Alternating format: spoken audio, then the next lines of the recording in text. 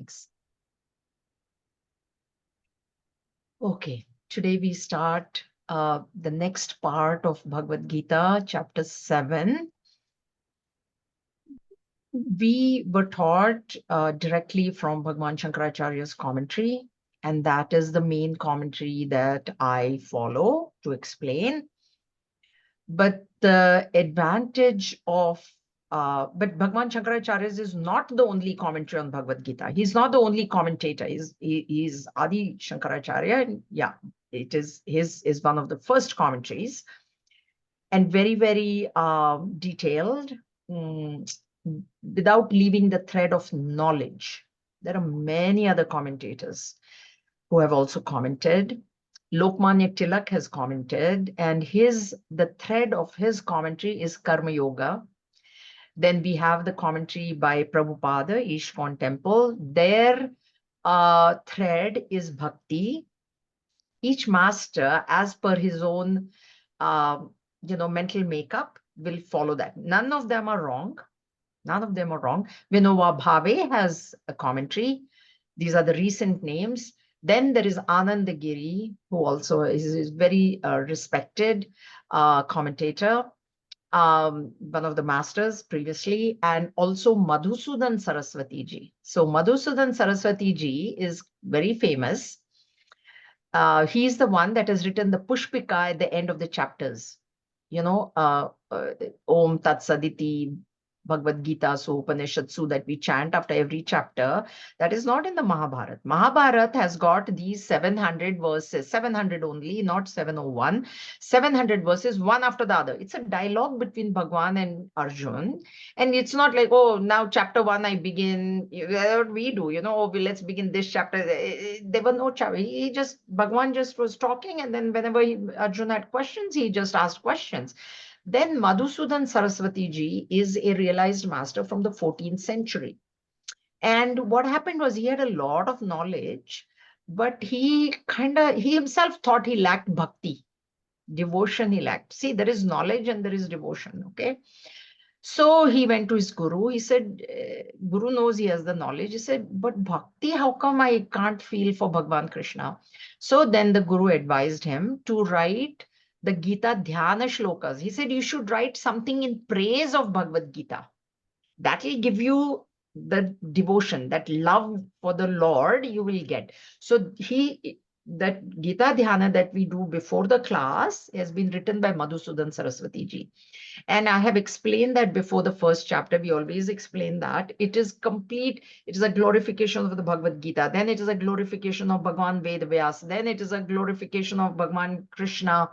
Then it is the, explanation of how the war happened, and how the last one says how all the sages are meditating on this mother. Bhagavad Gita is called the mother.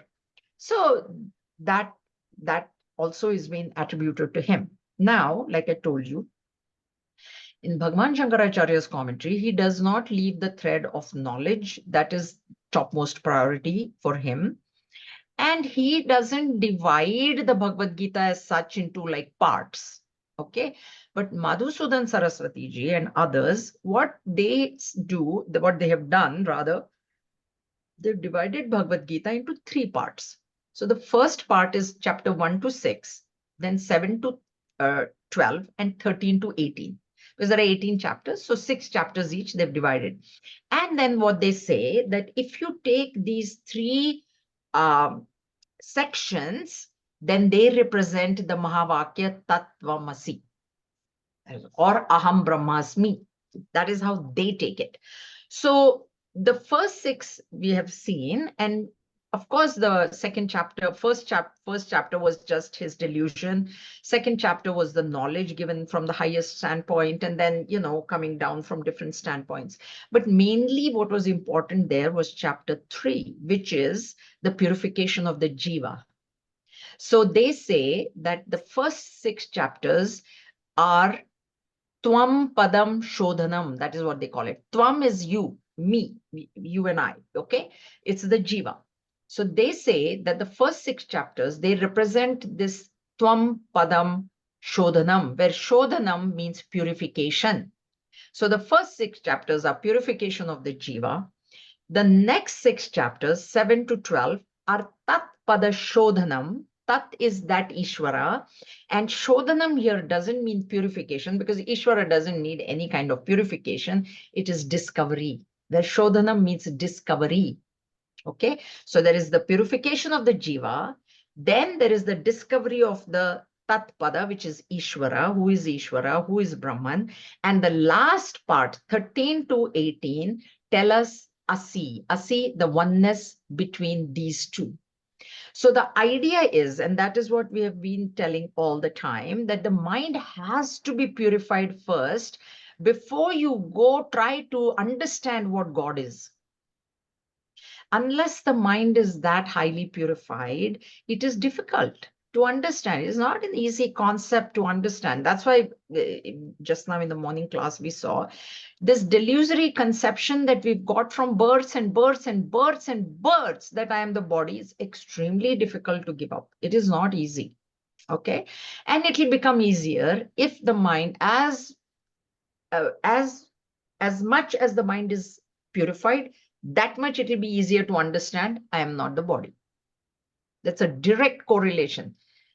The more purified the mind, the clearer understanding will be there of I am not the body. That's why these masters, not Bhagavan Shankaracharya, he in his commentary, he doesn't say this first part, second, and nothing, no parts, but other commentators. And the advantage of learning from a guru, see, we have not directly read. I have not, none of us, I mean, the students there, I have not directly read, but the advantage is that my Acharya has read. He has read Anandagiri commentary. He has read Madhusudan. They have to do all the homework and they tell us. That is the advantage of learning from a guru. Now, if I was supposed to be studying Bhagavan Shankaracharya's commentary only, that's all I would be studying. And that's why Upanishad says Shravanam is very important. Listening, which presupposes the presence of a guru. And listening doesn't mean listening to YouTube or CD. Huh? Why? Because that YouTube cannot understand if you understood or not. Only a live guru knows this person understood or what is happening. She thinks she's horrified. What is this? Only a live guru can tell. And that's why Shravanam becomes very, very important. It is in the Upanishad, there's said that. All right. So with this in mind, now we saw the purification of the jiva. We saw karma yoga. There was karma sannyasa. Then you become fit for meditation. And in that dhyana yoga, in the 6th chapter, in the last verse, Bhagwan said, keeping your mind intent on me, surrendering to me, think about me, like everything is me. Question arises, who are you? Who is this me? So Bhagwan understands that I have asked Arjun to concentrate on me. I have asked Arjun to say, surrender to me, but I have really not explained who I am, right? And that is why begins chapter 7. See, we have to give us, not we have to give, Bhagwan Shankaracharya has always given what is known as a Sambandha Bhashya. Sambandha is connection. What is the connection? Now, even when Bhagwan Shankaracharya wrote his commentary, there were no chapters, because Madhusudan Suraswaj is afterwards. So chapters were not there, but nevertheless, he is connecting the last verse to the next verse in the next chapter, or now we know it is the next chapter, but for him, he's connecting the previous, what Bhagwan said, to what next Bhagwan said. That's where he connects. So he says that in this verse, in the last verse of chapter 6, as we know it, but in Bhagavad Gita, it won't be last verse. It will be some verse number something. Okay. I said 700 verses in the Bhagavad Gita, in the Mahabharata. Please understand that the one verse, 701, is the first verse of chapter 13. Okay, that has been interpolated. It's called an interpolation. So if you look at Bhagwan Shankaracharya's commentary, there is no commentary on that verse, because that verse was not there only in the Bhagavad Gita, so in the Mahabharata. So how he commented directly from Mahabharata, right? So that verse is not there. So Bhagwan Shankaracharya's commentary does not have that. But Gurudev has put that verse in there and commented. Therefore, we explain. We say, because we are following Gurudev's book. So we follow. But Bhagavan Shankaracharya's the verse wasn't even there. Why would he even comment? So that is an interpolation. That also is by Madhusudan Saraswati ji, by the way. He just put that question in there. There's a question there. When we reach that, this thing will know. So it's like that. Some people will say, no, there are only 700 verses. Now you don't argue. No, there's 701 verse. No, 700 is also correct, and 701 is also correct. So that's why there is no point in arguing with people who say things like that. It's okay. It's okay. All right. That's how it is. Now, so this me that Bhagwan is now going to explain, he's now going to explain his highest nature. Because that is how we have to understand God. Ultimately, Brahman is to be understood as that unconditioned consciousness that we talked about in the Upanishad class. But understand him as the unconditioned consciousness, and then come to know that the world and me, myself, are also not different from that. So there is only that one unconditioned consciousness, which is the substratum of the Jagat, which is the world, and me, this individual self. This is how the concept of God has to be understood. That's where people, they think what this, that is the correct understanding. And because Bhagwan wanted to now explain, he wanted to. In the previous chapters, we have seen there's a question. Arjun said, oh, this you said, but then how this, how that, how that. Here, it doesn't start with a question. The chapter does not start with a question. It straight off starts with Sri Bhagwan Vacha, because he himself is now eager to explain his real nature. And that is why begins chapter 7. Okay. So, Shri Bhagavan Vacha Maya Saktamana Partha Yogam Yunjanmadashrayah Asanshayam Samagram Mam Yatha Nyasasi Tat Shrunu.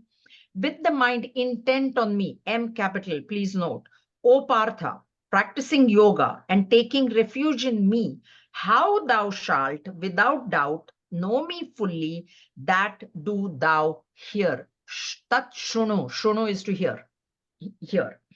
So, because in the previous verse, right, in the last verse of chapter 6, as we know it, but in the previous verse, he said, your mind intent on me, you're surrendered to me. You now practice meditation. Now, how, okay, I keep my mind, how will I realize you? That is the question, but it has not been asked. Bhagavan himself is saying, that's why he says, with the mind intent on me. That's what he had said there. Keep your mind intent. There he said, keep, like do. Now he's saying, how by keeping your mind intent on me, you can realize, you can understand me, that you hear. Okay.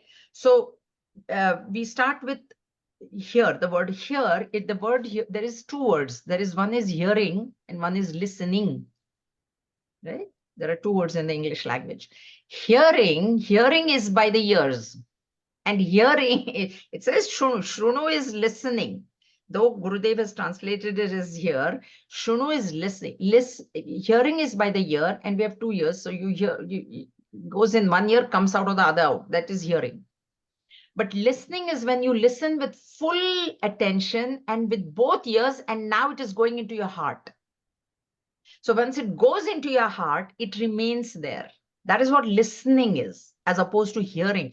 We hear so many things. Do you think everything you remember that you hear so many things on the news, on whatever radio, YouTube, just hearing.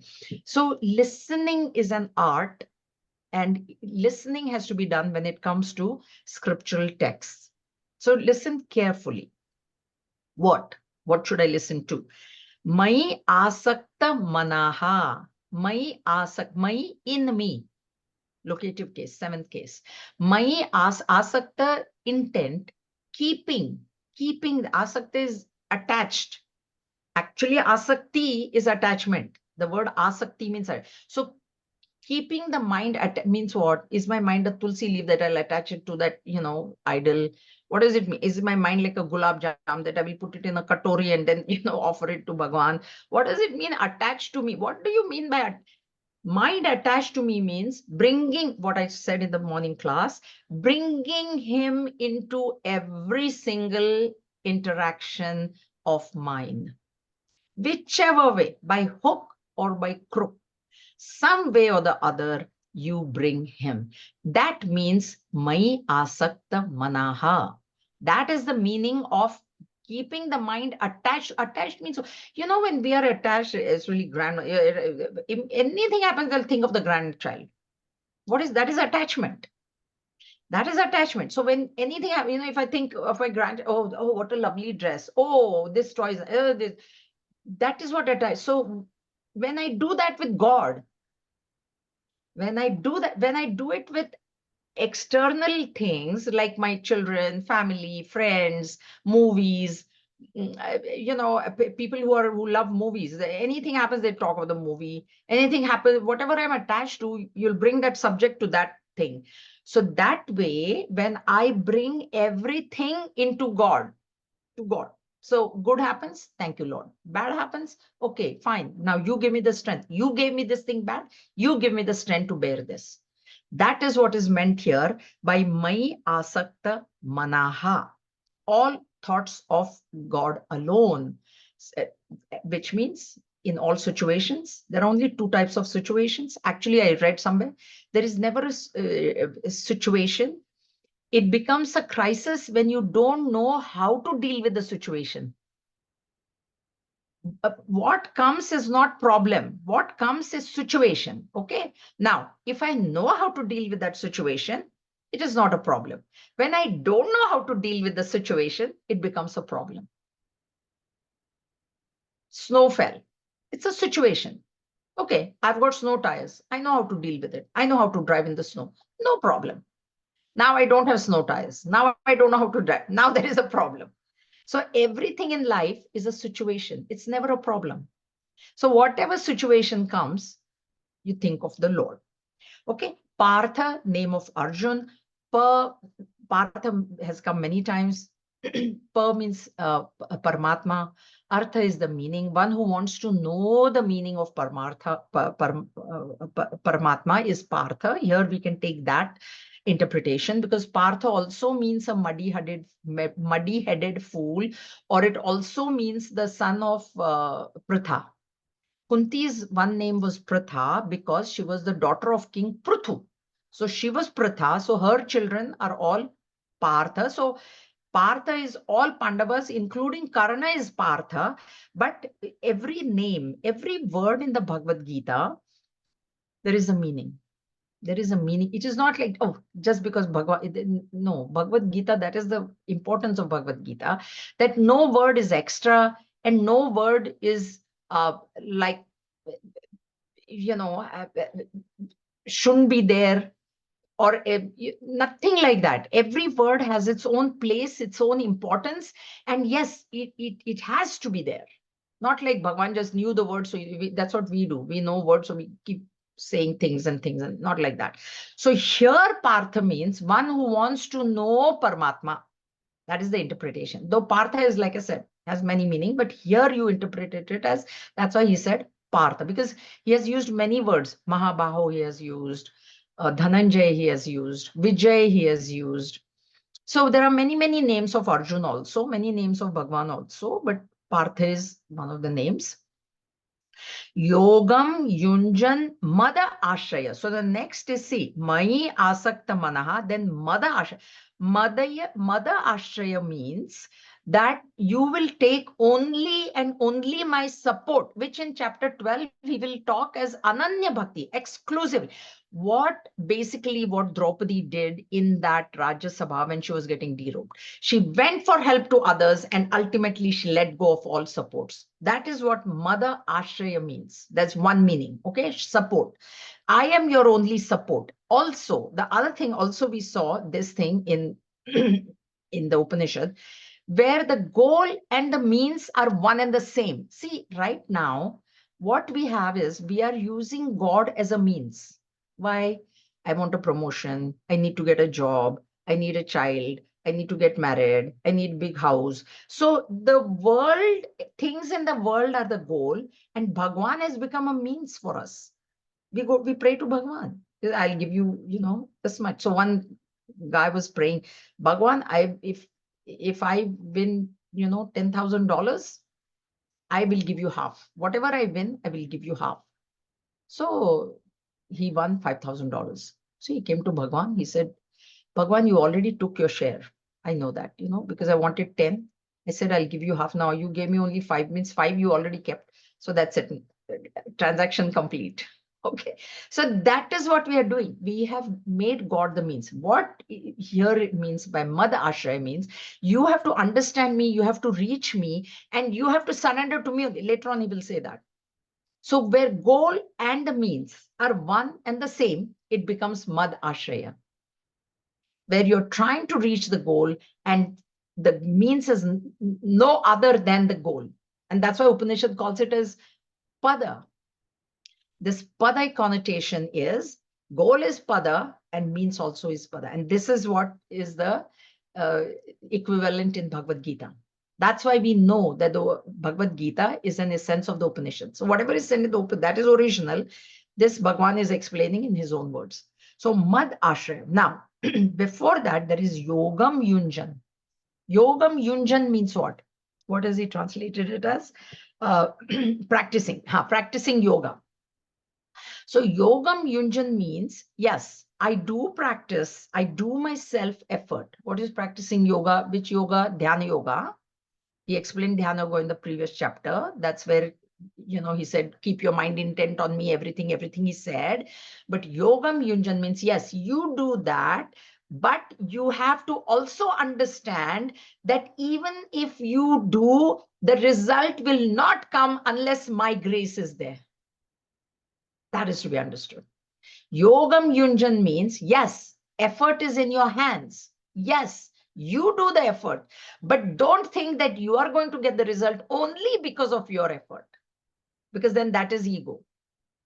So that's why this is Yogam Yunjan Madashraya. So you put in effort to reach me, but you also have to understand that the means also is me. And you also have to understand that even though I put in all the effort, I put in all the work, the result will come only because of your grace and nothing else.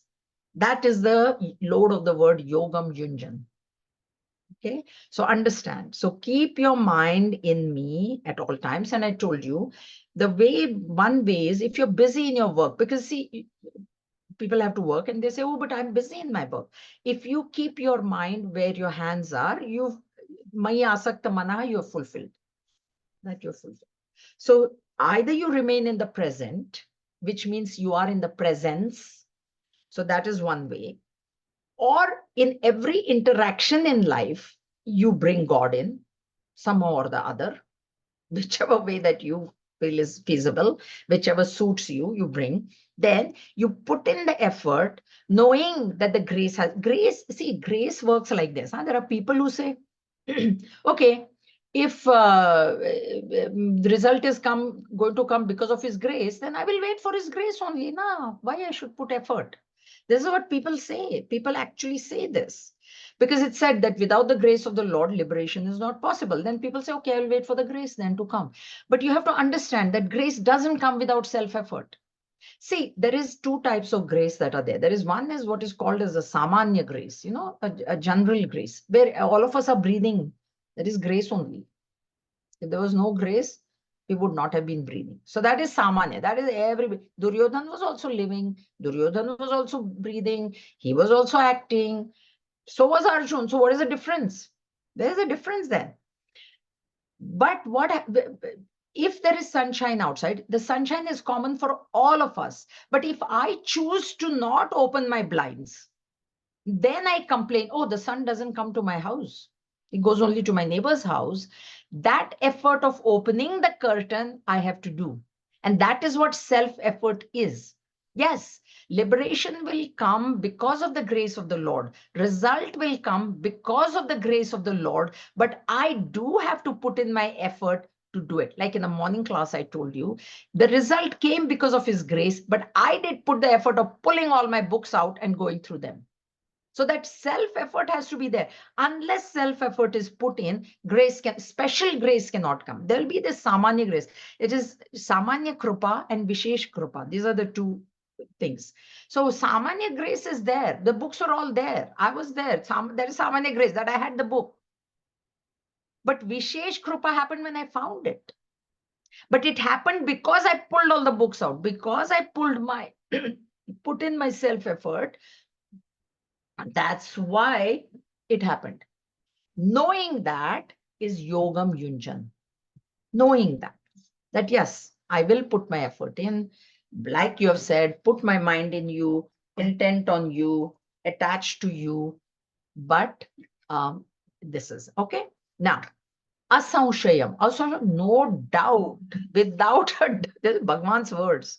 He says, when we also, oh, don't worry, don't doubt, I will be there on time. Those are our words. We may be with traffic, construction, we may not be. But when Bhagwan says doubtless, without any, don't have any doubt in my words. That's what Bhagwan is saying.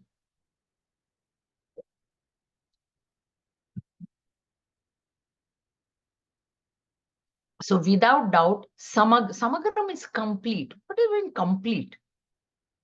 Like I told you earlier on, there are two aspects. He will only explain, but complete means that, see, there are two aspects of the Lord. One is the unconditioned aspect, and one is the conditioned one. When he says Samagram, I will explain to you the conditioned consciousness as well as the unconditioned consciousness. That is what he means by this word Samagram. Complete knowledge means what? Either we have knowledge that, okay, there is this murti, this idol is there, and now this is God, and the world is God, and or everything. But we also have to have an understanding of the unconditioned, the substratum. We have to have the understanding of the rope. When we look at the snake, we have to know that it is the snake. It is the rope which is supporting the snake. So the rope understanding has to be there. Understanding of the unconditioned consciousness has to be there. The world is nothing but the unconditioned consciousness, but I've repeated this many times. If there are people who say world is also Brahman, why don't I go look for Brahman in the world? You will never find him there. You will never find him there. Because why? You will get caught up in the world, you will get distracted, and there's no way that you can reach the substratum through the world. That's why Upanishad uses the word sannihitam. It's very close to you. It is in the cave of your heart. That's why Upanishad is telling us, look in your own heart. Don't look in the world. So when you look in your own heart, when you meditate on him in your mind, when you're meditating, these are simply that principle is being explained in simple terms in Bhagavad Gita. That's why we can relate better to Bhagavad Gita. So when you meditate, then you will come to know my higher nature. Once you know my higher nature, it's like that, I've done PhD in mathematics. Will I not know grade 12 mathematics, grade 5? BSc, MSc, will I not know? But if I'm only a BSc or an MSc, I don't know what is the PhD mathematics. So higher you come to know, all the lower will become very clear. That is Samagram, lower and higher. That's what he's going to say now. There are two prakritis of mine, para and apara, and I am beyond both. So this is what is meant by Samagram here. Samagram mam, I will explain, yatha nyasasi. That is how that knowledge, know me fully. Nyasasi, yatha. Yatha is in that way. In that way means in samagram, in complete way know me. Don't know me just as the world, or don't know me just as an idol, but know me, know my unconditioned highest nature, and then the other natures will become very easy to you. Samagram, that is complete. Both higher and lower we have to know. Only then we can answer questions like there is no God. See, if I also think that, okay, God is in the, and there's no such God, then I'm going to get confused, right? But this is the knowledge that tells me to say that the very fact that you're speaking even this sentence tells me that there is a God. That is his higher nature. So that's why we have to know the higher nature, and we have to go after the higher nature. And that higher nature you can find in your own heart. not anywhere else. Okay, so this is what he says. So this Bhagwan, I've explained this word. Bhagwan is the possessor. Why the word Bhagavan is used? Bhaga is the six prosperities, Aishwarya. So there is Aishwarya, Yasha, Shri, Dharma, Vairagya, and then Jnana. These are the six qualities which are called as Bhaga. Okay. And Vana is possessor. We have Balavan, possessor of strength, Dhanavan, so possessor of wealth. So Vana means possessor, Bhaga means these qualities. Now, these qualities he has 100%, 100% of the time. See, one might have Aishwarya is lordship. Okay. Yasha is success. Dharma is righteousness. Vairagya is dispassion. Okay. Shri is prosperity. And Jnana is moksha. Jnana means that final knowledge, moksha. See, one person might have lordship, but he may not have righteousness, dharma. He may not be. Okay. If he has lordship and dharma, he may not have yasha. All 100% he may not have. Human beings can have either 100%, maybe they can have, even that is not possible, because always you'll find somebody more having more than you, more fame than you, more righteousness than you, more prosperity than you, more money than you, more lordship than you, more followers or whatever like that. But Bhagwan, the word, when this Bhagavan word is used, it means he has these six qualities in 100%. Now, what is the connotation? What is the load of Bhagwan? Means his words are infallible. They were true 5,000 years ago. They are true today, and they will remain true 5, 10, 100, whatever thousand years after. That is the connotation. That is the load of the word Bhagavan. Otherwise, why not Sri Krishna Vacha? Why not Sri Govinda Vacha? Why not Gopal Uvacha? How many names are there of Krishna? That also tells us that when Bhagwan speaks, Bhagwan Shri Krishna speaks, he speaks from the highest standpoint. He speaks from his highest nature. He's not speaking like Krishna, Krishna, that's why he says, me, M capital. In English, common English grammar, if I say, listen to me, if you were to write that sentence, that M would be small. Nah? It has to be small. But here it is M, big M, capital M. That's the reason. So that's why the use of the word Bhagavan Uvacha is said. This is what Bhagavan said. Okay. That is the Bhagwan word I've explained, but I don't know if some people are new or not here, because Bhagwan has come right from chapter 2. In first chapter 1, there is no Bhagwan Vacha. It starts only in chapter 2. All right. Clear? Any questions? Jnanam teham savidjnanam idam vakshamya yajñatva neha bhuyonyah nyata jnatavyamashishyate. I shall declare to thee in full this knowledge combined with realization, which being known, nothing more here remains to be known. So this is, I shall declare, this is his Hetu, what is called in technical language, Hetu, purpose. What is the purpose of my talking? There should be some purpose. Now, most of us talk without purpose only, but Bhagwan doesn't talk without purpose. Bhagwan doesn't talk just because he wants to talk or no. There is a definite purpose in his mind. That's why he says, I shall declare to you. This is the Hetu. What is he going to declare? In full, samagram, this knowledge. So full means what? I shall tell you not only the higher knowledge, paranyana, aparanyana, lower also I will tell you. I will tell you both. Samagram, I will tell. This is my promise. Vakshami asheshataha. Vakshami, tell. This vakshami comes from what vach dhatu, vach dhatu. So it is to tell asheshata means without holding back. When people tell recipes, sometimes they'll hold back one little thing. Do you know? Some little small thing they will hold back. So what happens is, no matter how much you do it, it doesn't turn like this, because some little thing. So here Bhagwan is not cheating. He's saying, Asheshata, with even all little things I will tell you. So you will understand clearly. Yajnatva, having known, this is what is every Upanishad is declaring, right? Knowing, having known that there will remain nothing to be known, because we saw this in Mundak Upanishad also. Shaunaka asked, the student asks, see how close it is to the Upanishad. The reason I'm mentioning it is so that you know, when it says that this is the essence of the Upanishads, now you know. That time maybe you had faith. Now you yourself should know this. Having known, the question was there, having known, there should, what is it by knowing which I will know everything? That's how the question was put there in the Upanishad. Now what Bhagwan is promising here is, knowing that there will be nothing remaining to be known. Means what? Means you will know everything. So now there is nothing else to be known.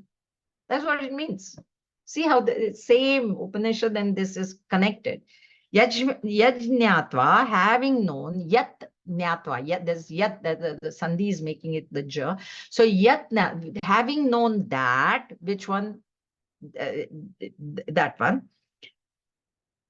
Bhuyonya, nothing will remain to be known. Now there's one more word there. Savidyana means jnanam and vijnanam. Two words are used, so that we have to understand.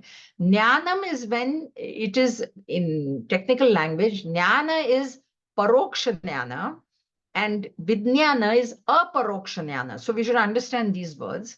So jnanam, very common example that I give. Okay, so I tell you that, okay, I've seen the pyramids and the pyramids are so great and they're, fine, this, that, etc., worthy of seeing, but you have not seen. So when I'm just telling you, you have heard it from me, or you may hear it on TV or see an ad. It is paroksha jnana. Okay, para aksha jnana. Paroksha means aksha means eyes. Para means somebody else. So somebody else has seen it. Now they are telling you that this is a very good thing. Now what you do is, they're worthy of seeing, so I am myself going to go see the pyramids. So now you yourself go and see them. Now it becomes aparoksha. It is not somebody else's eyes. It is your own eyes that have seen that. And then, so that's why the first knowledge, when you were told that the pyramids are good, that is paroksha jnana. And when that is jnana or paroksha jnana, and when you actually went and experienced them yourselves, it becomes paroksha jnana, which is known as vidjnana. Visheshena jnana, that is vidjnana. Vidjnana means your own experience. Okay, now Bhagwan here is promising him jnana. Okay, jnana we can understand because Bhagwan will speak. Jnana is coming only Bhagwan speaking, and jnana is coming. How will you give experience? Because what we have always said, if you remember whatever I've said in the previous things, Guru cannot give us the experience. Experience is my own. It's my own. It has to be my own. So Bhagwan is saying, I will give you jnana and I will give you. How will Bhagwan give you experience? Is it possible to give? That is a question. So what Bhagwan means by Vijnana, he says that I will give you, because in the previous verse, he said, asamshayam. And you will have no, means what? Means he's giving Shruti also, and he's giving logic also. I told you there is Shruti, there is Yukti, and there is Anubhuti. What Bhagwan is saying is, I will give you knowledge and I will give you, literally translated, Vidyana is Anubhav, experience. So I will give you the knowledge and I'll give you the experience. How will you give experience? How can, if you have to eat something and taste it, how can I eat it and then tell you, I can just tell you this is sweet or salty or this or that, but that is not giving you the experience of sweetness or saltiness, right? So what here he means is this asamshaya word. So much means I will, doubt is where? In the intellect. Intellect is always, I'm not the body. Yeah, what do you mean I'm not the body? What do you mean I'm this? Doubt is there. So what Bhagwan means here is, I will give you such doubtless knowledge that you will not have any choice but to realize. This is what is meant here by Vijnana. Not that I will give you the, though, it is said that Ramakrishna Paramahansa, he put his hand on Narendra's head, right? And Narendra, there's an episode there because Swami Vivekananda as Narendra, when he went to Ramakrishna Paramhansa, because that was what he was questioning all the masters that he went to before is, can you show me God? That was his question. Can you show me God? And ultimately he ended up with Ramakrishna Paramhansa and he said, yes, I can. And that, but that is the Guru doing it, grace. That is grace. This is also grace only, but this grace is it's Bhagwan is doing it in a different way. He's given, so basically among the three, he's giving him Shruti, what Upanishads are saying, because this is the essence of the Upanishads, and then what logic. The logic also he's giving. So then experience becomes easy. That's why I told you even in the morning class that once that thorn of the intellect goes, how this, how is this, how is this, that all those thorns, when they are removed, that is what he's going to do here. Complete knowledge of the higher and the lower without any doubt. So there is absolutely no doubt in your mind, and it will then be very easy for you to realize, which in the 18th chapter, if we reach there, we know he does realize. Okay? All right? Avashishyate, nothing remaining. Now, when a topic is being told to anybody, so the teacher, this is the teacher's, intellect, he will praise the student. See, if I praise I or anybody, if suppose I'm, Swamiji, I'm talking to Swamiji, Swamiji says, you are very intelligent, you will totally understand this, then how do I feel? Am I not going to be listening more attentively? Okay, so the next verse is a praise of the disciple, praise of Arjun.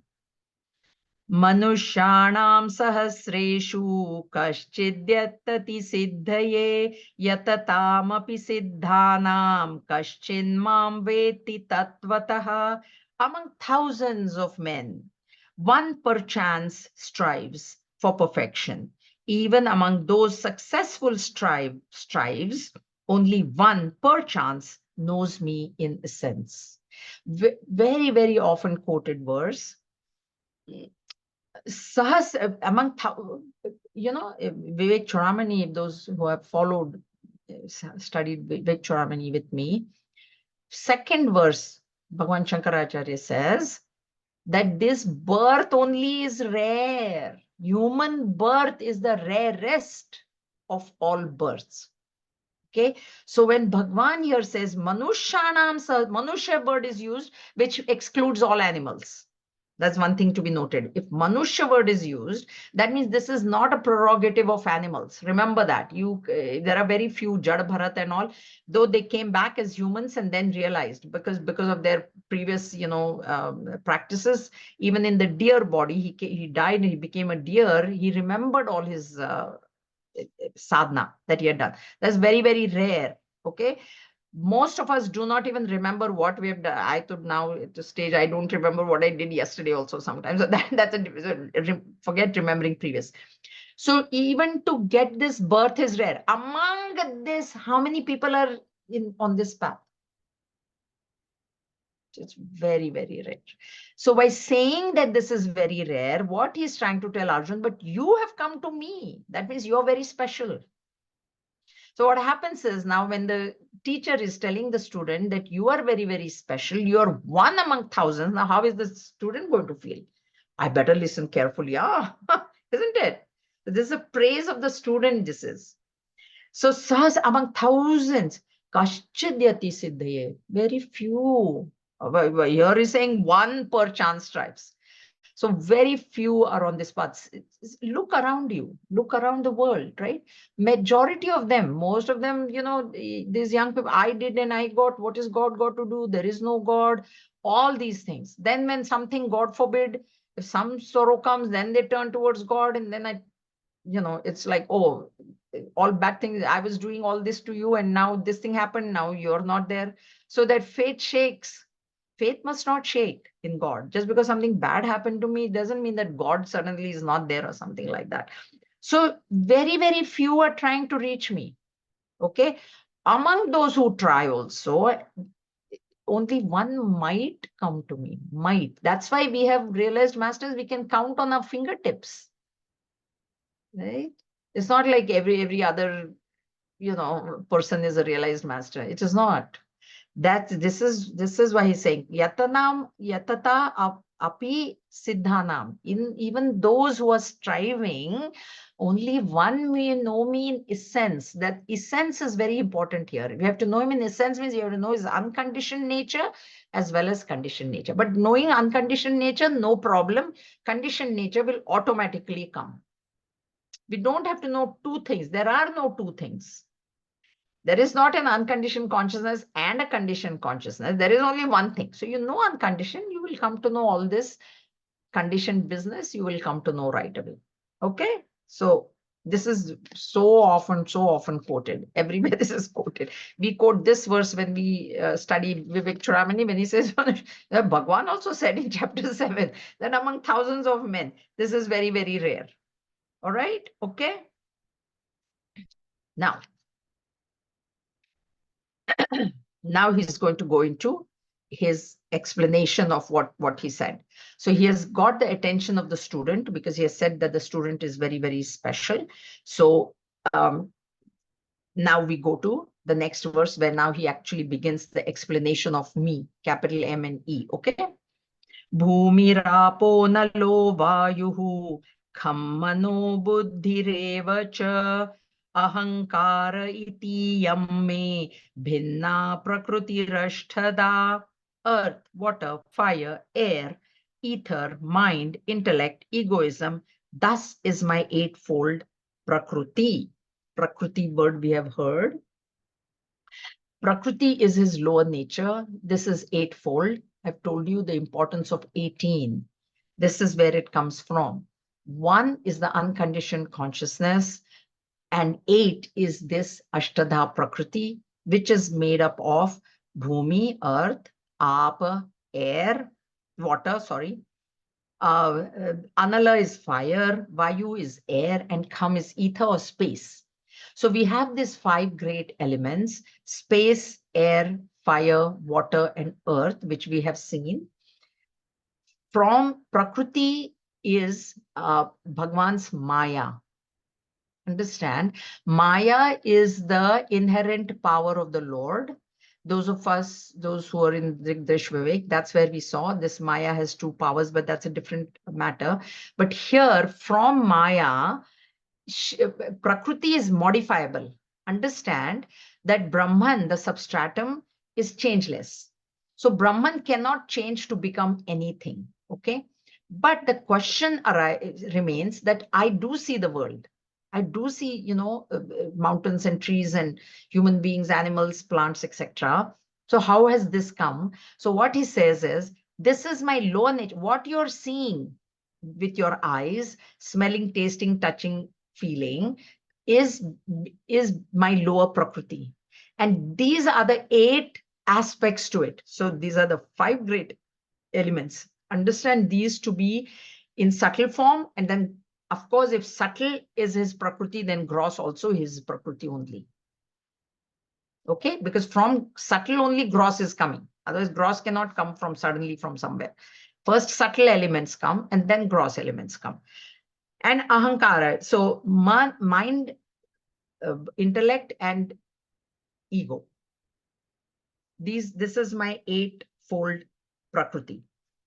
The way this Maya, this Prakriti comes, manifests is because I wonder whether she's explaining.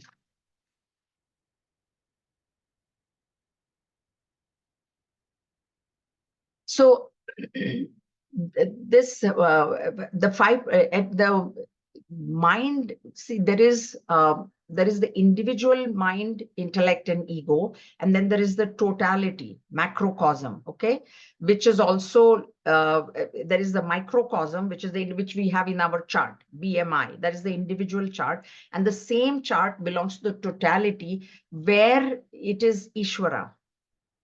There. So all these, so both the individual as well as the total, they are all made up of these 8 elements. if you look at your individual body, there is the 5 elements, and then there is the mind, intellect, and ego. Okay, so this is individual Prakriti. But if you look at the totality also, that is the description of the Virat Purusha in the universal person, the Purusha Sukta, that Virat also has a total intellect, total mind, Hiranyagarbha, and then total body and total vasanas. Total, we have vasanas, we have mind, intellect is one, and then there is the body. So there also it is there. So this totality, this total thing is my Prakriti. That is what he's saying here. So everything is, whatever you see inert is me, and everything is inert, including our body. But as we saw in the Rigdrish Vivek, when the reflection happens in the subtle body, only then life expresses. Okay, but all this is his, and that reflection then it becomes the ego, is becoming the ego. So what he's saying here is, what is the ego? Ego is identification with one thing or the other.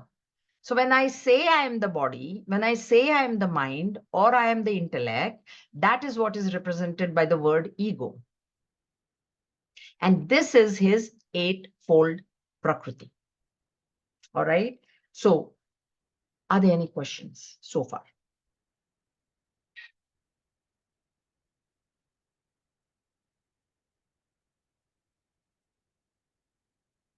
Clear? Clear? Okay, good. We'll stop here. My throat is really bothering me today, but we'll continue next time, next Sunday. Okay. It's not a very big chapter. It is only 30 verses. Yeah. Very interesting verse. Sorry, chapter. So, okay. So we'll close for today, and we'll meet next Sunday. We'll meet Friday, Monday. There is a class. Tomorrow there is a class where we'll be starting a new topic, new chapter, new text, Panchadashi, chapter 10. That is also very interesting. Okay, so I'll see some of you tomorrow and then on Friday. ॐ स्वस्ति प्रजाभ्यः परिपालयन्तां न्यायेन मार्गेण महिं महिषाः गोब्राह्मणेभ्यः शुभमस्तु नित्यं लोकाः समस्ताः सुखिनो भवन्तु काले वर्षतु पर्जन्यः पृथिवी सस्यशालिनी देशोऽयं क्षोभरहितः ब्राह्मणाः सन्तु निर्भयाः ॐ सर्वेषां स्वस्ति भवतु सर्वेषां शान्तिर्भवतु सर्वेषां पूर्णं भवतु सर्वेषां मङ्गलं भवतु सर्वे भवन्तु सुखिनः सर्वे सन्तु निरामयाः सर्वे भद्राणि पश्यन्तु मा कश्चित् दुःखभाग् भवेत् ॐ असतो मा सद्गमय तमसो मा ज्योतिर्गमय मृत्योर्मा अमृतं गमय ॐ पूर्णमदः पूर्णमिदं पूर्णात् पूर्णमुदच्यते पूर्णस्य पूर्णमादाय पूर्णमेवावशिष्यते ॐ शान्ति शान्ति शान्तिः हरिः ॐ श्रीगुरुभ्यो नमः हरिः ॐ. Hariom everybody. Have a good week, and I'll see some of you tomorrow.